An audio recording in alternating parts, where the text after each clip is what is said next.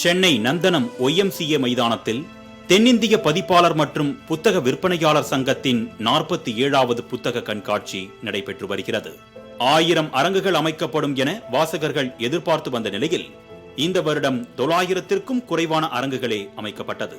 ஆனாலும் போதுமானதாக இருக்கக்கூடிய வகையிலும் தேடும் புத்தகம் எளிதில் கிடைக்கும் வகையிலும் அரங்குகள் அமைக்கப்பட்டுள்ளது. இந்நிலையில் அரங்கு எண் 3 கர்ண வித்யா பவுண்டேஷன் சார்பாக பார்வையற்றோருக்கான சிறப்பு அரங்கானது தொழில்நுட்ப உதவியுடன் இயங்கி வருகிறது.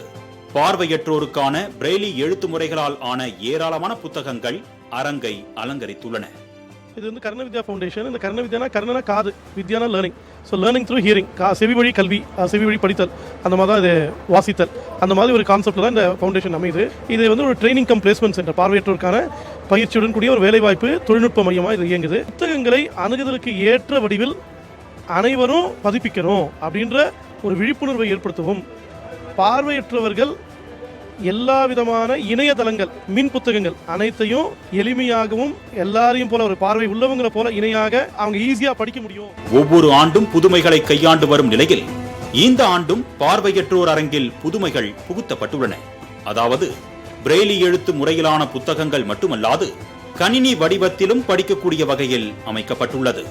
புத்தகம் வாசிப்பதில் அநேகருக்கு இருக்கின்ற பிரியத்தை போலவே பார்வையற்றோருக்கும் நிச்சயம் இருக்கும்.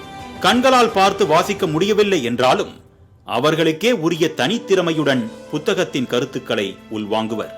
அந்த வகையில் பார்வை திறன் சவாலுடைய வாசகர்கள் அதிகளவில் திரண்டு ஆர்வத்துடன் புத்தகங்களை வாங்க சென்றுள்ளனர். கிண்டில் மாதிரி இருக்கு பாருங்க, அந்த மாதிரி புத்தகங்கள் அந்த வடிவில் கொண்டு வந்தாங்கன்னா நாங்களும் புத்தகங்களை வாங்கி வீட்டில் உட்காந்துக்கிட்டு ஹாயா எங்கள் மொபைல் ஃபோன்லையோ இல்லை கம்ப்யூட்டர்லையோ நாங்கள் படிப்போம்.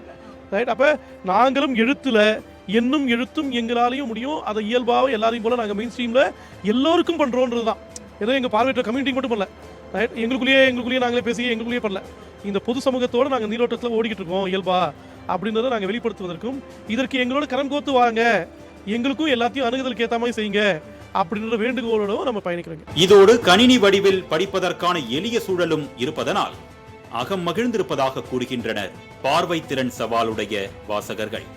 பார்வை திறன் சவாலுடையவர்களை வெறும் வாசகர்களாக மட்டுமே விட்டுவிடாமல் புத்தகங்களை வெளியிடுவதற்கும் பதிப்பகங்கள் முன்வர வேண்டும் என்பதே அவர்களின் கோரிக்கையாக உள்ளது.